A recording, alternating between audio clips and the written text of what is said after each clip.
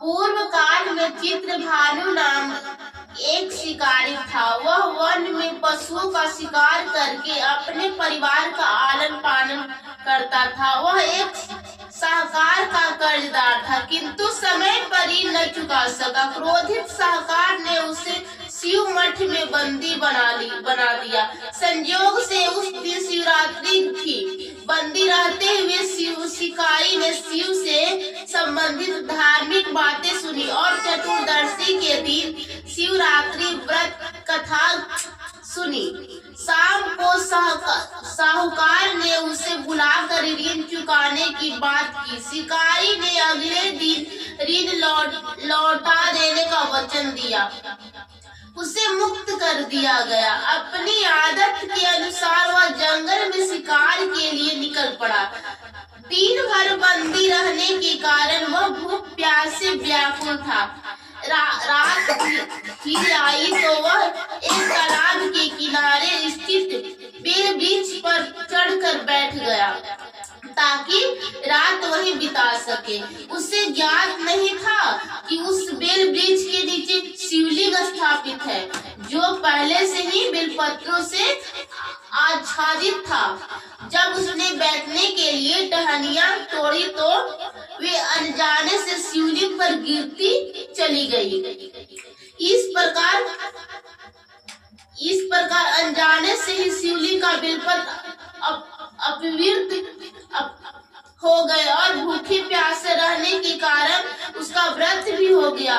रात्रि का पहला प्रहर बीता ही था कि एक गर्भिणी हिरनी तालाब पर पानी पीने आई। शिकारी ने धनुष पर बाण चढ़ाया। तभी हिरनी ने करुणा स्वर में कहा कि वह गर्भवती है और शीघ्र ही प्रसव करेगी। उसने निवेदन किया कि बच्चों को जन्म देकर वह स्वयं लौट आएगी।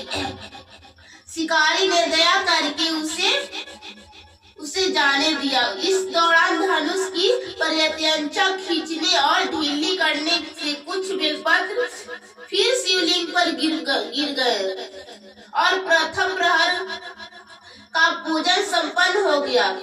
कुछ समय बाद दूसरी हिरनी आई। उसने बताया कि वह अपने पति की खोज में है और उसने मिलकर लौट आएगी। शिकारी ने उसे भी छोड़ दिया। इस बार भी बेलपत्र के साथ आई। शिकारी ने तीर साधा, लेकिन हिरनी ने बच्चों को पिता के पास छोड़ आने की विनती की। पहले दो शिकार छोड़ देने से शिकारी क्रोधित था।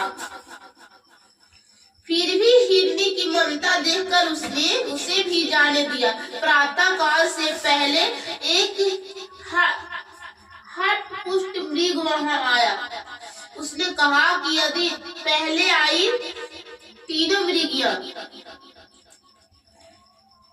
और बच्चे मारे जा चुके हैं तो उसे भी मार दिया जाए। यदि उन्हें जीवन दान मिला है तो उसे भी कुछ समय दिया जाए। शिकारी ने पूरी रात की घटना उसे बताई। मृग ने भी प्रतिज्ञा की कि वह अपने परिवार के साथ लौट आएगा। शिकारी ने उसे भी जाने दिया। इस प्रकार पूरी रात शिकारी उपवास में रहा। रात्रि जागरण ने किया और अनजाने में शिवलिंग पर बेलपत्र चढ़ाता रहा। महाशिवरात्रि का व्रत पूर्ण हो गया। उसने हृदय में करुणा और पवित्रता का संचार हुआ। कुछ ही देर में मृग सब परिवार उसके सामने उपस्थित हो गए। उन्होंने सत्य निष्ठा और पारिवारिक प्रेम देखकर शिकारी का हृदय द्रवित हो उठा। उसने सभी को जीवन दान दे दिया। अनजाने में किए गए इस व्रत और पूजन के प्रभाव से उसका हिंसक स्वभाव समाप्त हो गया। मृत्यु के समय जब यमदूत उसे लेने आए तब शिवगणों ने उन्हें रोक दिया और उसे शिवलोक ले गए। भगवान शिव की कृपा से वही शिकारी अगले जन्म में राजा चित्रभानु बना और उसे अपने पूर्ण जन्म की स्मृति रही। तभी उसने महाशिवरात्रि व्रत का महत्व समझकर उसकी पालन किया। इसी प्रकार